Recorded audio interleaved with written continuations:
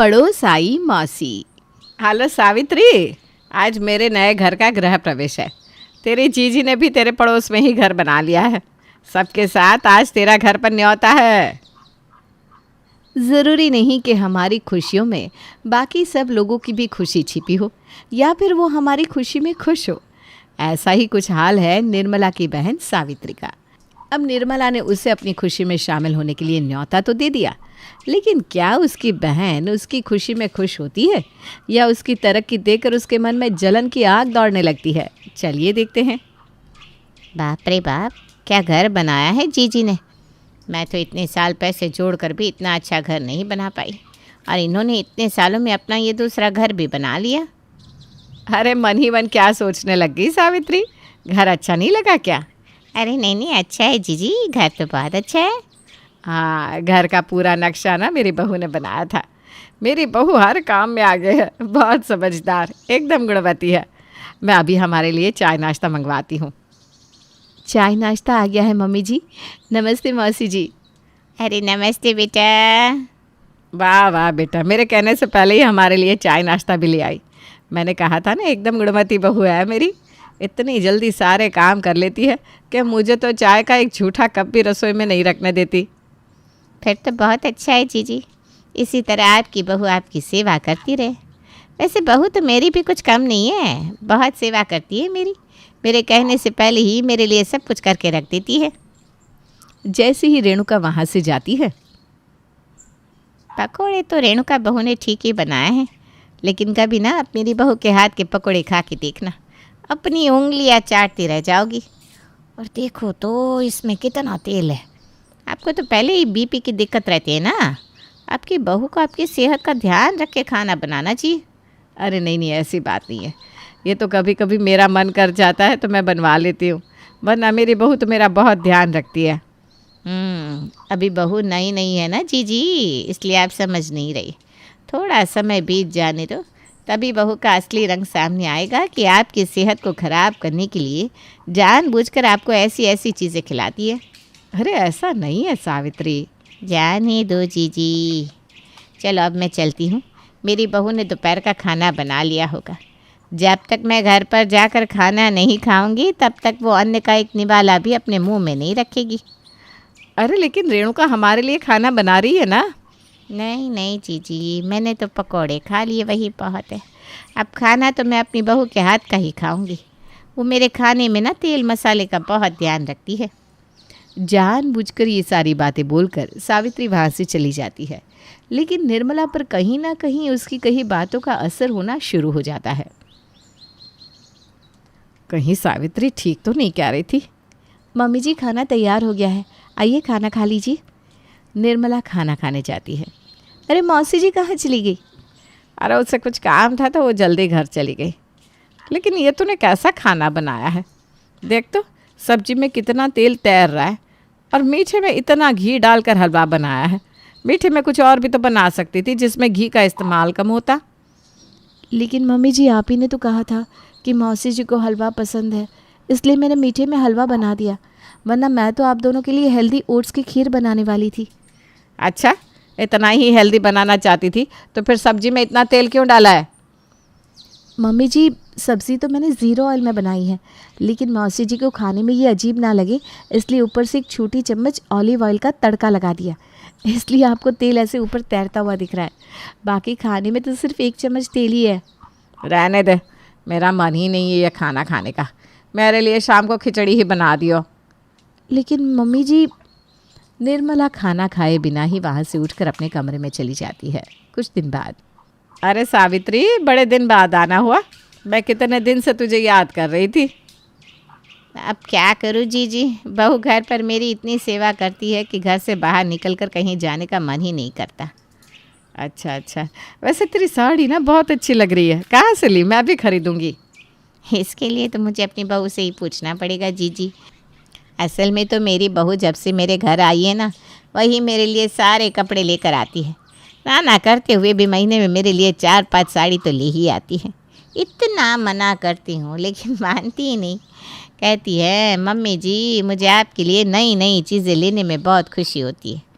शादी से पहले मैं अपनी माँ के लिए कपड़े खरीदती थी और शादी के बाद आपके लिए। आप भी तो मेरे लिए मेरी माँ हो। बिल्कुल मुझे कभी ऐसा महसूस ही नहीं होता कि मैं उसकी सास हूँ। हमेशा मुझे अपनी माँ की तरह प्यार करती है। अरे ये तो बहुत अच्छी बात है, बहू तो ऐसी ही होनी चाहिए। मेरी रेणुका भी ना ऐसी ही है, बिल्कुल अपनी माँ की तरह मेरा ध्यान रखती है। अच्छा जीजी, वैसे रेणुका भी आपके लिए ऐसे ही साड़ियाँ लेकर आती है क्या? मुझे भी तो दिखाइए आपकी बहू आपके लिए कैसी साड़ियाँ लेकर आती हैं।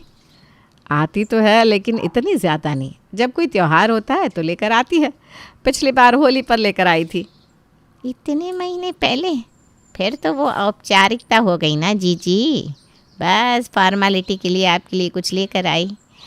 खैर मैं घर चलती हूँ, बहू से सर की मालिश करवाऊँगी। 2 दिन पहले करवाई थी। आपकी बहू भी आपकी मालिश करती है क्या?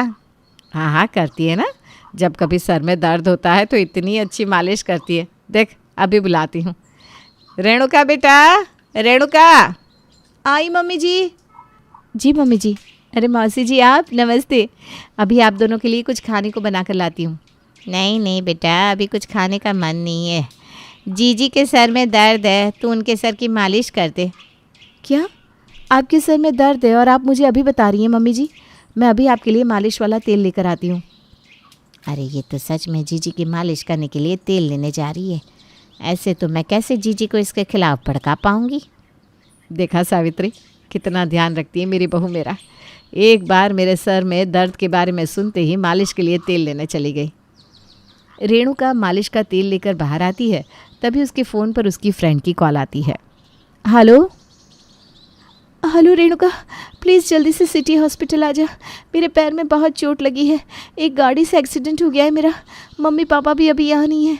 ओ माय गॉड, तू टेंशन मत ले, मैं बस अभी आती हूँ। क्या हुआ बहू? माँ जी वो मेरी फ्रेंड है ना निधि, उसका एक्सीडेंट हो गया है, पैर में चोट लगी है उसके। अंकल आंटी भी यहाँ नहीं है तो मुझे जाना पड़ेगा। आप प्लीज़ अभी सर दर्द की ये दवाई खा लीजिए, मैं वापस आके आपकी मालिश कर दूँगी। ठीक है बेटा, ध्यान से जाना। हाँ देखा जीजी अपनी बहू को, अभी तक आराम से अंदर बैठी हुई थी, लेकिन जैसे ही आपने मालिश करने को बोला तो काम से बचने के लिए अपनी सहेली को ऐसे फ़ोन करने को बोल दिया।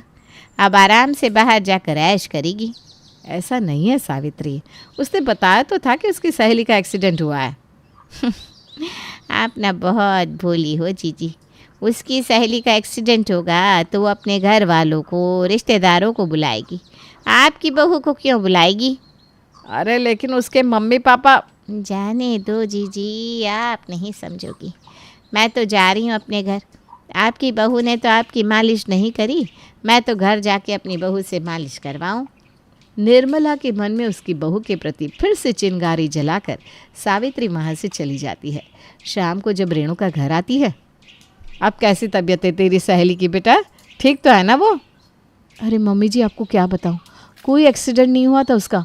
आज उसका बर्थडे था और मैंने घर के काम की वजह से पार्टी में जाने के लिए मना कर दिया था, इसलिए उसने मुझसे झूठ बोला। ये लड़की भी ना। खैर मैं आपके लिए खाना बना देती हूँ, बहुत देर हो गई मुझे आने में मम्मी जी।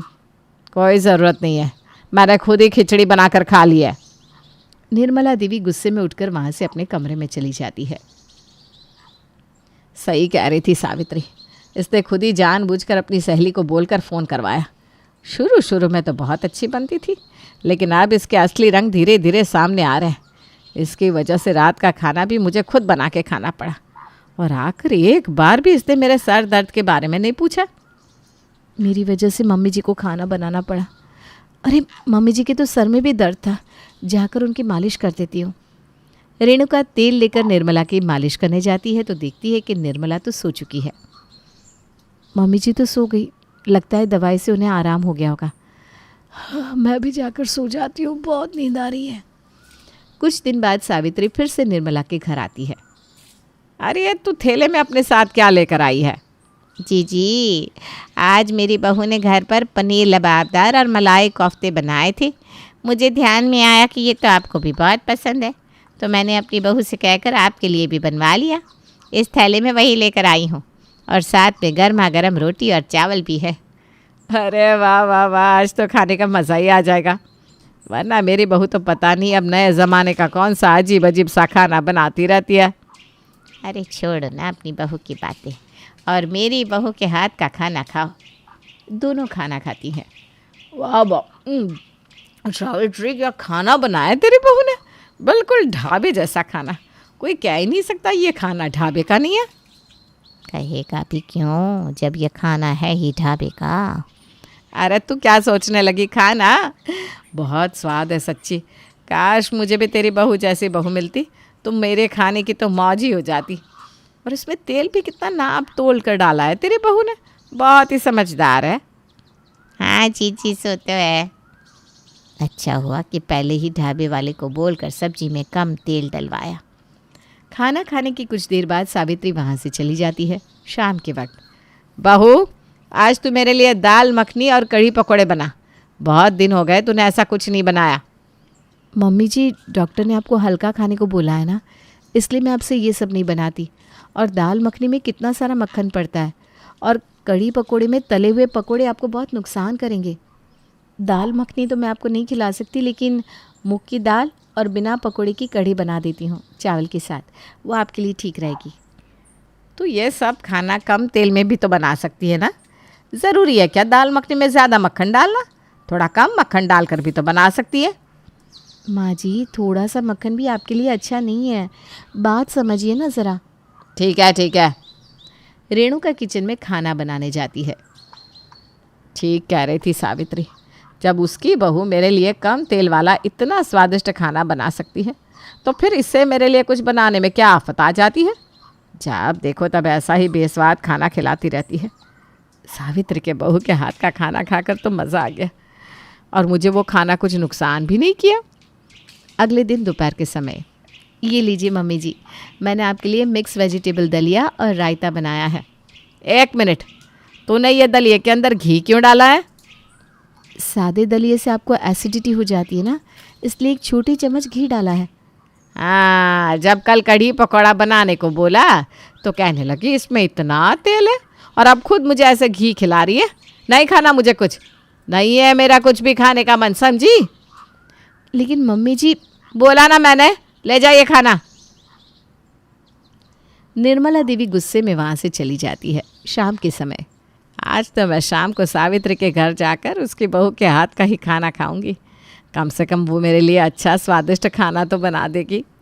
ये सोचकर निर्मला देवी अपनी बहन के घर जाती है। लेकिन जैसे ही वो घर में घुसती है तो घर के अंदर तो कुछ और ही नज़ारा देखने को मिलता है, जिसे देखकर निर्मला देवी के तो होश ही फाख्ता हो जाते हैं।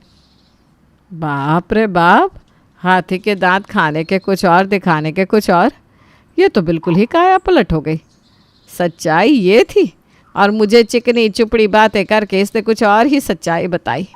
इससे तो सबक सिखाना ही पड़ेगा। अगले दिन सावित्री देवी फिर से निर्मला के घर एक डब्बा लेकर आती है। अरे आज तो इस डब्बे में क्या ले आई? आज क्या बना के भेज दिया तेरी बहू ने मेरे लिए? मैंने उसे बताया कि जीजी को खीर बहुत पसंद है, तो उसने आपके लिए काजू बादाम डालकर खीर बना दी। अरे वाह वाह वाह, खीर तो मुझे बहुत ही पसंद है।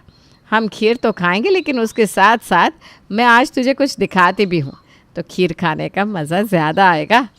क्या जीजी? बस अभी टीवी चलाती हूँ, देख तू। निर्मला टीवी ऑन करती है। आज खाने में क्या बनाना है बहू? अभी थोड़ी देर पहले बताया था ना कि आज खाने में मुझे दम आलू, अचारी भिंडी, पुलाव, रोटी और बूंदी का रायता खाना है। हर रोज़ एक ही बात आपको बार बार बतानी पड़ती है, और मुझे ना बहुत ज़ोर से भूख लगी है, इसलिए खाना जल्दी बनाना। हर रोज़ की तरह अपनी उस कछुए वाली स्पीड से खाना मत बनाना। हाँ बस अभी बना रही हूँ बहू। खाना बनाया नहीं अभी तक? बन गया बहू, बस बन गया। ये ले तेरे दम आलू और अचारी भिंडी। हाँ बस बस, खाकर देखती हूँ। पहले इस कटोरी में रायता डालो। छी छी छी छी, क्या किया ये? सारी टेबल और फर्श पर रायता ही रायता गिरा दिया। एक काम करने को बोलो तो वो भी ठीक से नहीं होता आपसे। वो बहू गलती से गिर गया। चुप, एकदम चुप। और यहाँ बूथ की तरह जम कर क्यों खड़ी हो गई आप? साफ करो इसे अच्छे से, और साफ करके दोबारा रायता बना कर ले आओ मेरे लिए। ठीक है बहू, बस अभी करती हूँ साफ। हाथों में मेहंदी लगी है क्या जो धीरे धीरे साफ कर रही हो? जल्दी साफ करो और दोबारा रायता बनाकर ले आओ मेरे लिए, खाने का पूरा टेस्ट ही खराब कर दिया। ओ हेलो, कहाँ बैठ रही हो? पता है ना अभी मैं खाना खा रही हूँ। मेरे खाना खाते समय आपकी टेबल पर बैठने की हिम्मत कैसे हुई? मुझे भूख लगी है बहू। चाहे भूख लगी हो या कुछ भी हो, जब तक मैं खाना नहीं खा लेती तब तक यहाँ पर नहीं बैठोगी आप। चलो जाओ यहाँ से, शांति से खाना खाने दो मुझे। सामने टीवी में ही अपनी ही वीडियो रिकॉर्डिंग देखकर सावित्री के तो होश ही उड़ जाते हैं। उसे ये समझ में नहीं आता कि अब वो जाए तो जाए कहाँ, कहाँ जाकर अपना मुंह छिपाए। सावित्री, कैसी लगी फिल्म? जीजी बोलना, जीजी ये जज क्या कर रही है? जीजी वो बस मुझे पता है, मुझे सफाई देने के लिए तेरे पास कुछ भी नहीं है। बहुत झूठ बोलिया तूने इतने दिन तक। अपनी इस बहू की तारीफों के पुल बांध बांध के तूने मुझे मेरी इतनी गुणवती बहू के खिलाफ भड़काया। शर्म आनी चाहिए तुझे। क्या कह रही थी तू कि मेरी बहू तो मेरे बिना खाने का एक निवाला भी नहीं खाती, हर महीने मना करने के बाद भी मेरे लिए 5-6 साड़ी खरीद कर ले आती है, मेरी इतनी सेवा करती है। तेरी बहू तेरी कितनी सेवा और कितनी खातिरदारी करती है वो तो मैंने अपनी आंखों से देख लिया, और तेरी असलियत भी मेरे सामने आ गई। तेरी वजह से मेरे अपनी ही बहू से रिश्ते ख़राब हो गए। मेरी बहू तो सोना है सोना, लेकिन तेरी वजह से मैंने उसे भला बुरा कहा। अरे मैं तो बहुत किस्मत वाली हूँ जो मुझे रेणुका जैसी बहू मिली, और इसी बात से जलकर तूने मेरे साथ ऐसा किया। मेरी खुशी बर्दाश्त नहीं हुई तुझसे। तू तो बचपन से ही ऐसी है। मुझे लगा बड़ी होकर सुधर गई होगी, लेकिन तू तो अभी भी बिल्कुल वैसी ही है। इससे पहले कि मैं तुझे गुस्से में कुछ और भला बुरा कह दूँ, चली जा यहाँ से। ये सब देखने और सुनने के बाद तो सावित्री के मुंह से एक शब्द भी नहीं निकलता। अपनी इस हरकत से अपनी बहन के सामने हमेशा के लिए उसकी नज़रें नीची हो जाती है, और वो अपनी नज़रें झुकाए चुपचाप वहाँ से उठकर 9-2-11 हो जाती है, और फिर कभी निर्मला देवी की गली से गुजरने की हिम्मत भी नहीं करती।